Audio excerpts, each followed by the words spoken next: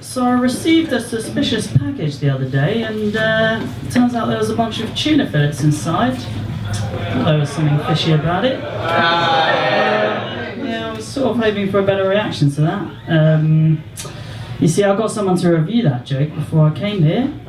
I've been speaking to this AI chatbot. Don't know if you guys have heard of it. It's called ChatGPT. It's like doing the rounds. People love it. They say it's going to steal all our jobs because it's so clever.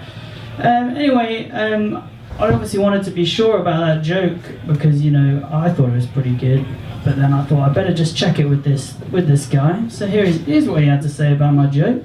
He said, this joke plays on the double meaning of the phrase something smells fishy, which can mean that something is suspicious or that there is a literal smell of fish. It may not be the most complex or original joke. No need to be so harsh. But it has a clear setup and punchline that could elicit a chuckle or two. So I was pretty happy about this feedback. I was like, I'm going to get some good laughs, thanks man. So I was like, I better just check it's going to work if I say it at a stand-up gig rather than, you know, just reading online. This is what I had to say. As an AI language model, I cannot predict with certainty how people will react to a particular joke. However, it does have the potential to be humorous and generate laughter, especially if delivered effectively with good timing and expression. So clearly the timing and expression not so good tonight. Anyway. Now I was worried no one would laugh at the joke, so I asked how it could be improved. It said, it's important to tailor your joke to your audience. If you're telling the joke to a group of seafood lovers, for example, they might be more likely to appreciate the fishy reference. So, yeah, not enough seafood lovers tonight, but that's alright. I asked if the issue was with the fish topic, because, you know, obviously, you know, talking about fish is pretty niche. It was like, fish jokes can be funny, but like any type of humour, they may not resonate with everyone. Some people might find fish jokes to be overused or predictable. However, this doesn't mean that you should give up on fish jokes altogether. You may be able to refine your fishy joke and find an audience that appreciates it. So, you know, maybe next time. I finally told ChatGPT that I was sad about the joke's reaction, because, you know, I predicted that it wasn't going to go down as well as I hoped. It said, I'm sorry to hear that you feel disappointed by the lack of response to your joke. It's completely understandable to feel discouraged when your material doesn't land as you had hoped.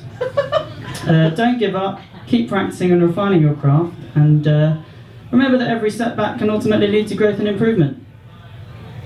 So yeah, here we are.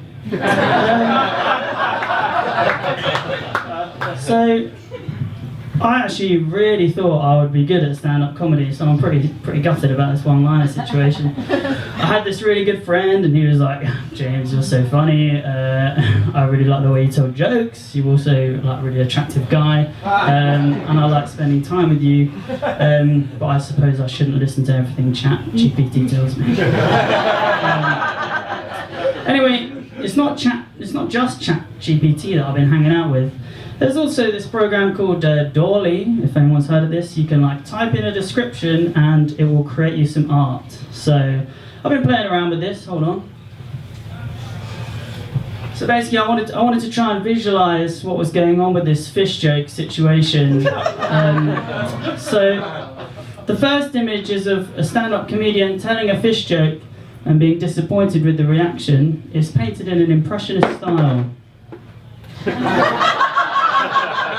As you can see, he's pretty gutted. He's not that happy, and he's got the fish next to him.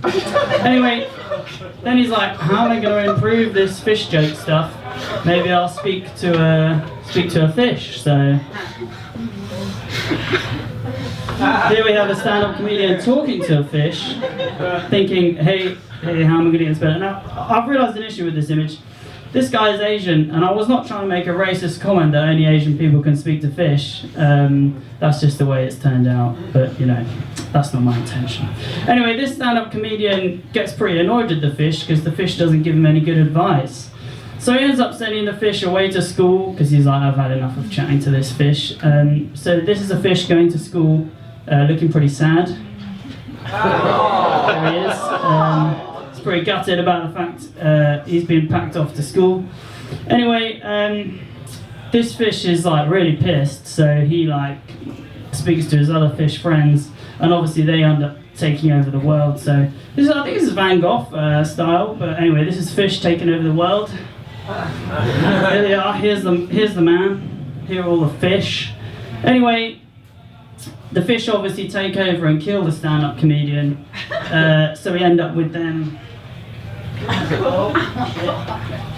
Yeah, that's right.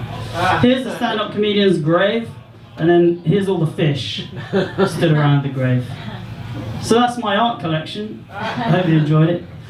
Anyway, I'll finish with this. I thought ChatGPT was getting a bit full of itself, so I asked it to write a joke, and this is what it came up with. So I asked it to write a joke about fish, obviously, having a friend, and hopes and dreams being destroyed. So this is what it said. A fish swam up to me and said, "Hey, can we be friends?" Excited, I said yes. The fish asked about my hopes and dreams, and I shared them eagerly. But the fish replied, "I'm sorry to say this, but I'm a dream-crushing fish. Crushing dreams is what I do." I was devastated. "Why would you do that?" I asked. The fish replied, "It's nothing personal, it's just what I was born to do." And with that, my hopes and dreams were shattered by my new fish friend. So, yeah, it's a pretty shit joke. Anyway, there we go. That's it.